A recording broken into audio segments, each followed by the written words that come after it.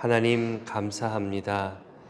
지금의 내 모습이 있기까지 부모님의 헌신과 희생, 주변 사람들의 돌봄과 배려가 있었음을 기억합니다. 내가 내 스스로 이 자리에 온 것 같지만 모두 하나님께서 인도하여 주시고 때에 따라 돕는 손길들을 만나게 하시고 또 도움받게 하시며 이 자리까지 왔음을 고백합니다. 어려움이 많을수록 괴로움과 고민이 많을수록 은혜도 크게 경험하게 하셨음에 감사드립니다. 그런데 우리 인간의 마음이 너무나 약하고 악하여 어느새 이 감사를 잊어버리고 나의 경험이 앞서고 내 판단을 앞세우며 이것이 은혜이고 이것이 신앙의 삶이라고 말하는 고집스러운 존재가 되어가는 것은 아닌지 돌아보게 됩니다.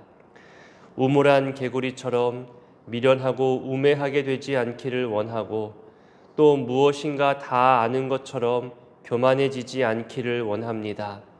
그럼에도 우리를 유혹하고 넘어지게 하고 우리 말과 행동으로 상처를 주며 관계를 멀어지게 하는 그런 속상한 상황들이 있음도 고백합니다. 나의 믿음의 준비와 하나님의 은혜의 준비가 만나 여호와 이레를 고백하게 하셨던 것처럼 우리가 이 속상하고 답답한 상황들 속에서 자기를 돌아보는 겸비함과 겸손함으로 나의 연약함을 돌아보며 믿음의 수고와 희생을 준비하게 하옵소서. 방금 부른 찬송의 가사처럼 나의 갈 길 다가도록 주님 나와 동행해 달라는 가사가 너무나 귀합니다. 주님을 초청하고 주님과 동행하기 위해 주께로 더 가까이 나아가야 하는 것이 우리들이어야 하는데 주께서 내 옆으로 와달라고, 내 편이 되어달라고, 내 자존심 세워주시고 내 주장에 힘을 보태주시고 내가 옳다는 것을 알게 해달라며 혹시 그렇게 주님을 이용하려고 하는 마음은 없는지요? 주님과의 동행은 내가 주님께 맞춰가는 것이지 주님이 나를 맞춰주기를 바라는 그런 어린아이와 같은 떼쓰는 주장이 아님을 알게 하여 주시기를 원합니다. 우리 주변에 좋은 신앙의 친구들과 동료들을 주심에 또한 감사합니다. 사랑하는 가족들과 함께 신앙의 길을 걸어가며 신앙의 친구 되게 하심도 감사하고 선하고 좋은 친구들과 이웃들을 만나게 하심도 감사합니다. 서로 친밀하고 서로 위해 주어야 하는데 이 역시 내 편이어야 하고 내 입장에 동의해 주어야 하는 그런 친구를 원하고 있지는 않은지 깊이 돌아보게 됩니다. 세상이 나를 조롱하고 멸시할 때 나를 지켜주고 나 대신 방패가 되어줄 그런 희생양을 내 옆에 두기 위해 친구를 사귀는 사람들도 있겠지만 나의 진정한 친구가 되어주시는 예수님을 본받게 하시고 나도 친구를 위해 희생할 줄 아는 존중과 배려가 있게 하여 주옵소서. 신앙의 친구를 결코 내 편, 네 편으로 나누어 구분하는 그런 실수를 범하지 않게 하시고 하나님께서 보내시고 만나게 하시고 관계 맺게 하시는 이 공동체 안에서 때로는 오랜 시간 인내하며 희생하게 하시는 관계에서도 친구 되신 예수님을 뒤따라가는 섬김을 배우며 성장케 하옵소서.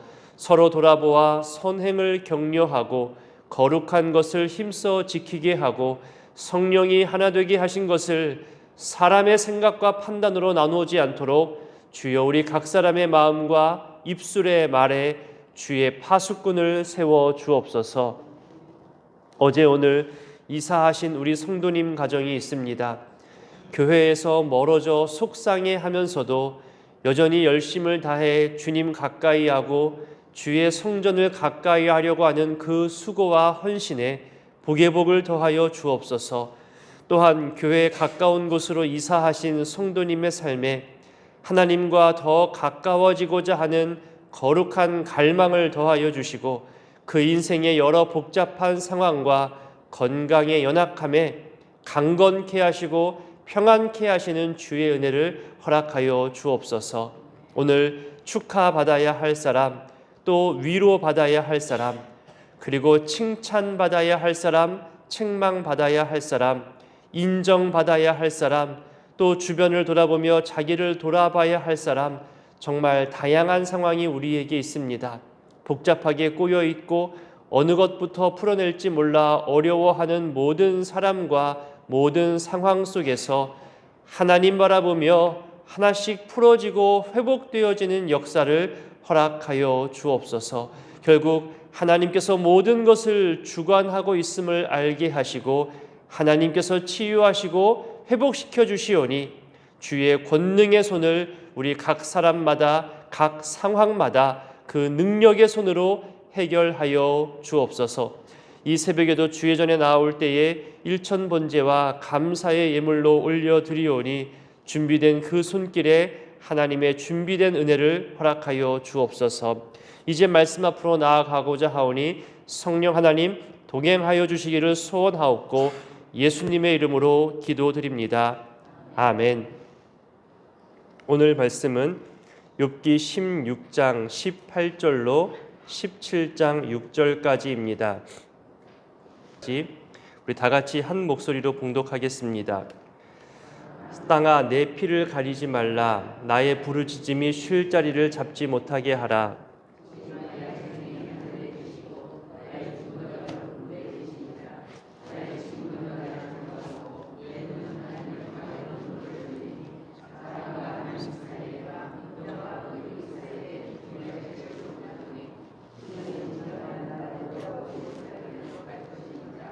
나의 기운이 쇠하였으며 나의 날이 다하였고 무덤이 나를 위하여 준비되었구나.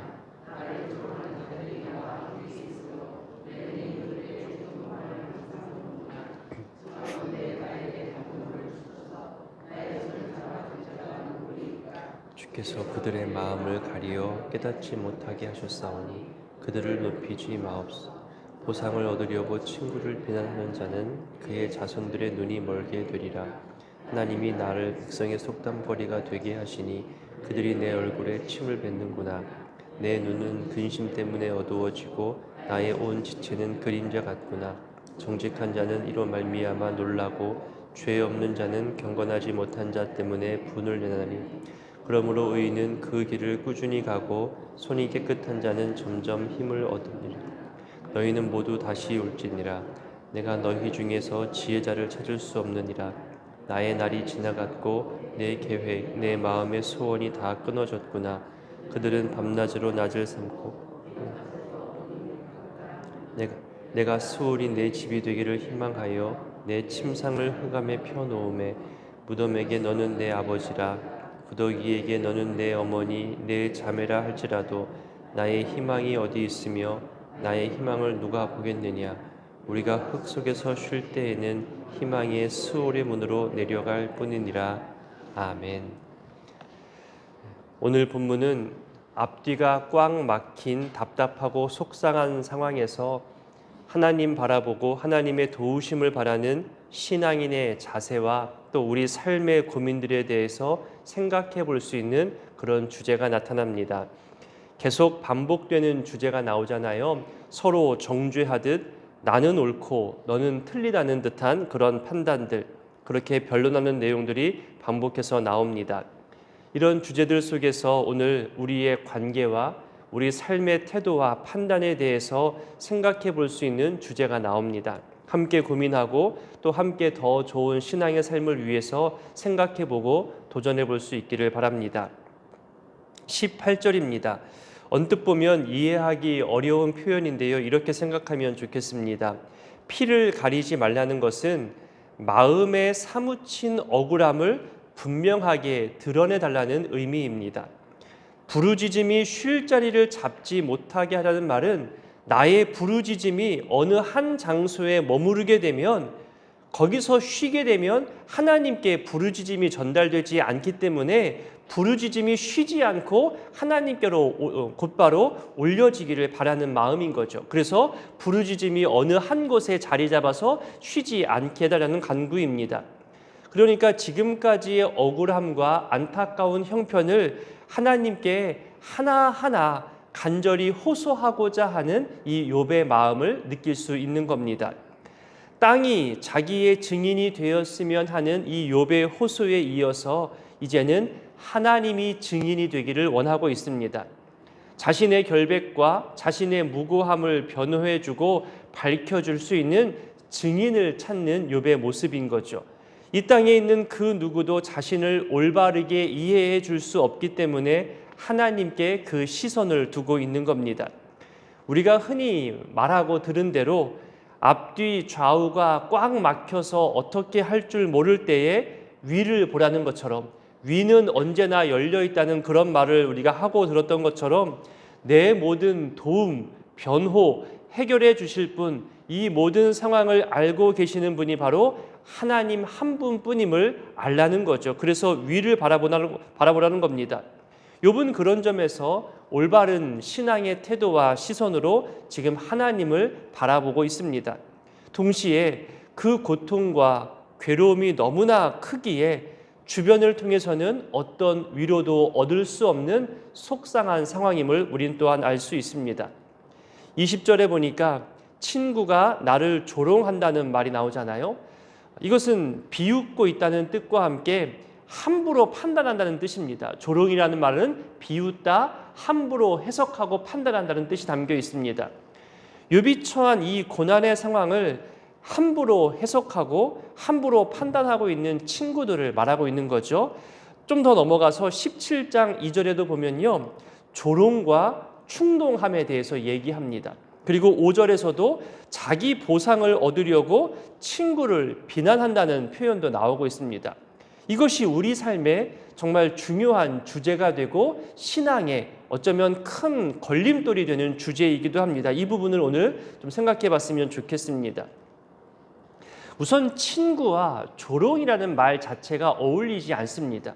아까 불렀던 우리 찬송의 가사에도 나왔지만 좋은 친구는 조롱하는 것이 아닙니다. 조롱한다는 것은 내가 너보다 더 높은 위치에 있다, 내가 너보다 낫다, 너 지금 한참 비참하다, 너 지금 잘못되었다고 그렇게 함부로 판단하는 데에서 조롱이 나오는 겁니다. 그런데 이 판단의 근거가 뭐냐? 내가 너보다 더 높은 위치에 있다고 이렇게 말하는 근거가 뭐냐? 이것이 대부분 내 경험, 내 기준입니다. 내 생각이죠. 내가 보고 들은 것들이 내 기준이 되는 겁니다. 이것이 신앙생활에 있어서 큰 걸림돌이 될 때가 많습니다. 내 자신 스스로만 봐도요, 어제의 나와 오늘의 내가 다르잖아요. 지난주의 나와 오늘의 내가 다릅니다. 작년의 나와 오늘의 내가 분명히 다르죠. 감정도 다르고 고민의 주제도 다르고 건강의 상태도 다릅니다. 하루 사이에도 한 달 사이에도 수많은 일들이 생겨나기 때문에 내가 어떠한 상황에 처해 있을지는 아무도 모릅니다. 나도 스스로 알지 못하죠. 그런데 잠깐 본 그 모습으로, 한 달 동안 지켜본 모습으로 그 사람 전체를 알 수 있다고 판단하는 것은 교만입니다. 평생을 함께 있었던 내 아내, 내 남편도 정말 죽기 직전에도 새롭게 깨달아지는 모습이 있다고 하잖아요. 내가 아무리 긍정적으로 추측하고 짐작하면서 그 사람을 알아간다고 해도 그 역시 완전한 것은 아닙니다. 또 나와 잘 맞는다고 해서 남들과 잘 맞는 것도 아닙니다. 반대로 나와 잘 맞지 않는다고 해서 다른 사람들과 잘 어울리지 못하는 것도 아닙니다. 실제 나와 맞지 않는데 내 주변 사람들과 잘 어울리면요, 오히려 그때는 내가 더 기분 나빠집니다. 나하고는 잘 못 어울리는데 다른 사람과 어울리는 것을 볼 때 시기하는 마음, 분노하는 마음도 생겨나는 것이 우리 인간의 연약함입니다. 상대방이 부끄럽지 않도록 배려하고 존중하고 있는데 오히려 그것이 상대방을 무시하는 태도로 이어질 수도 있거든요. 나는 분명히 저 상대방을 보호해 주려고 더 잘되게 해주려고 하는데 상대방은 그런 나를 오해할 때도 있잖아요. 그것이 첫 부분에서 해결되지 않으면 쌓이고 쌓여서 돌이키기 어려운 원수가 될 때도 있습니다. 왜 우리 잘 아는 이야기처럼 사자와 양이 너무나 서로를 귀하게 여기고 좋아해서 서로 좋아하는 것을 배려하잖아요. 자기가 좋아하는 고기를 양에게 매일매일 줍니다. 양은 자기가 좋아하는 풀을 매일매일 사자에게 줍니다. 그것을 먹는 사자와 양은 고역이지요. 나는 고기를 먹어야 하는데 풀을 권하고 있고, 나는 풀을 먹어야 되는데 상대방은 고기를 주면서 행복할 것이라 얘기합니다. 이것은 상대방을 위한 배려가 아닌 거죠. 내 기준으로 섬기다 보니 상대방이 올바르게 받아들이지 못하는 겁니다. 한두 번은 받아들일 수 있겠지만 그것이 지속되면 오히려 더 불편해지기 마련이지요. 이 말은 누구나가 다 알 수 있는 말이고 쉽게 이해할 수 있는 말이지만 이것이 실생활 가운데 은근히 많이 있다는 겁니다. 정말 내 기준이 먼저 앞설 때가 너무나 많습니다.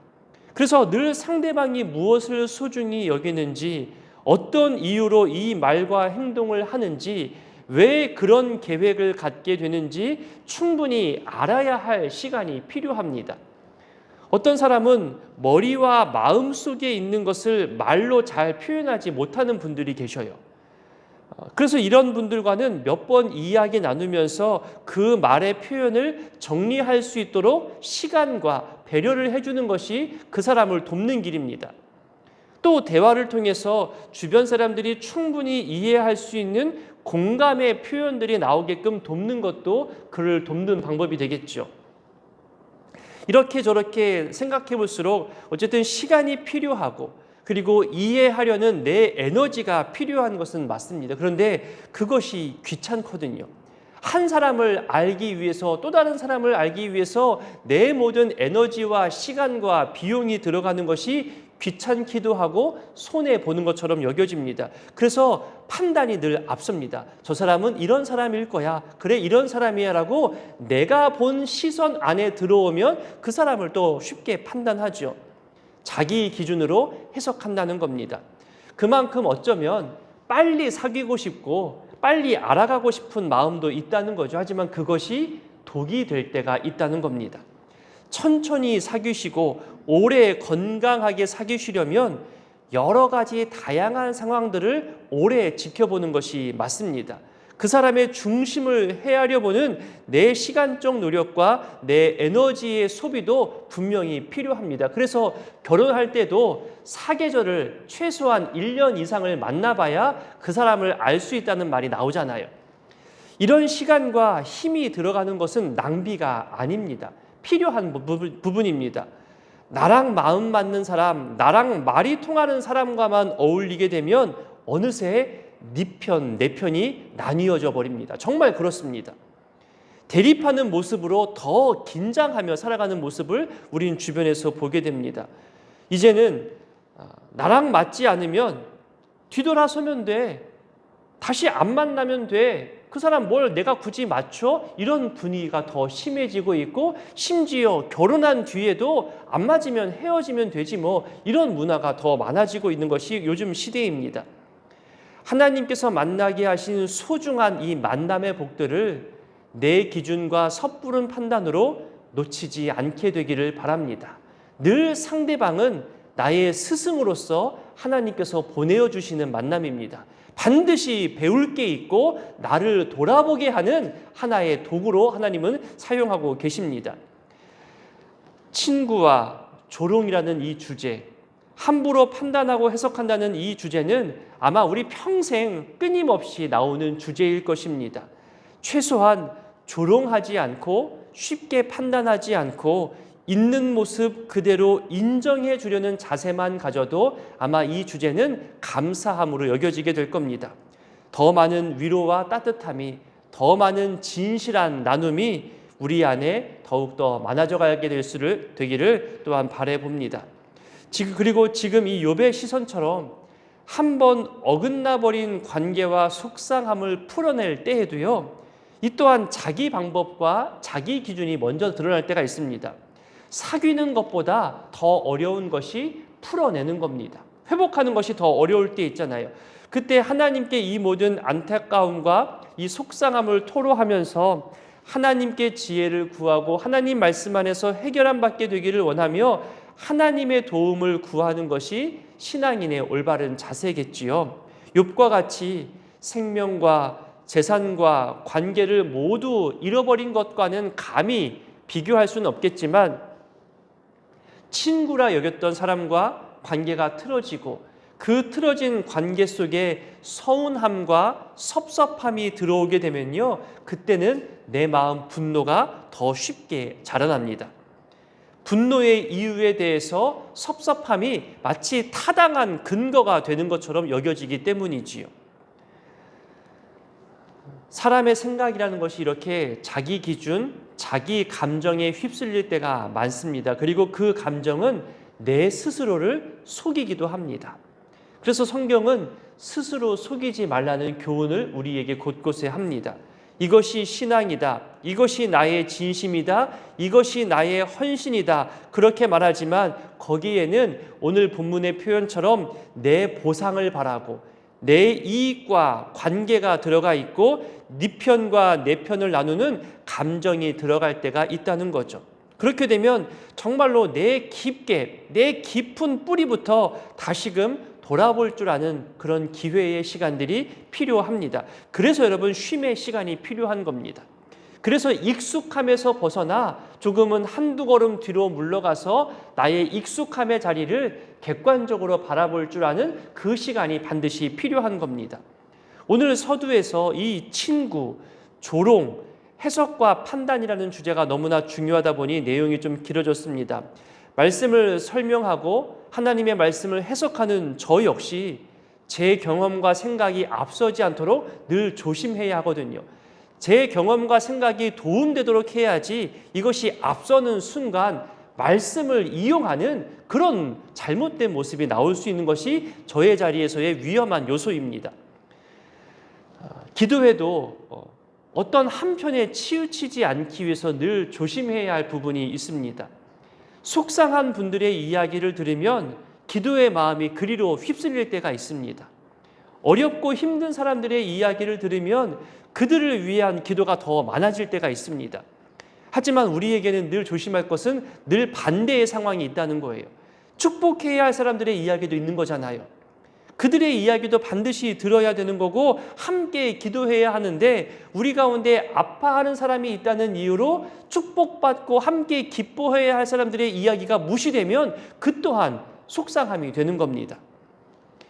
이렇게 건강하고 축복받아야 할 사람이 어느 순간 어렵고 힘든 사람들 앞에서 자기의 기쁨을 감춰야 하는 것을 강요받을 때가 있습니다.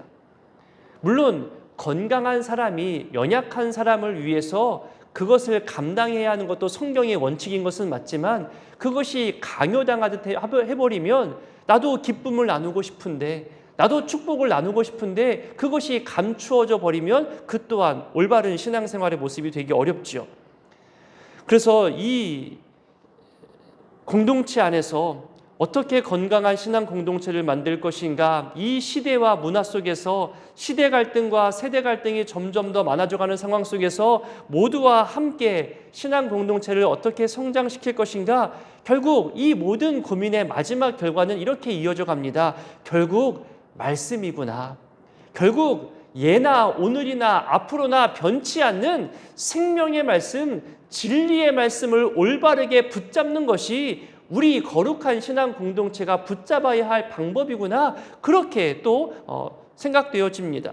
그래서 21절도 말합니다. 모든 관계 사이에 하나님께서 중재하시기를 원한다고 말하고 있잖아요. 하나님과의 관계를 올바르게 하면, 말씀과의 관계가 올바르게 정착되면 사람과의 관계도 회복된다는 겁니다. 하나님의 손길이 아니면 아무리 좋아 보이고 영원할 것 같아 보여도 금방 끊어집니다.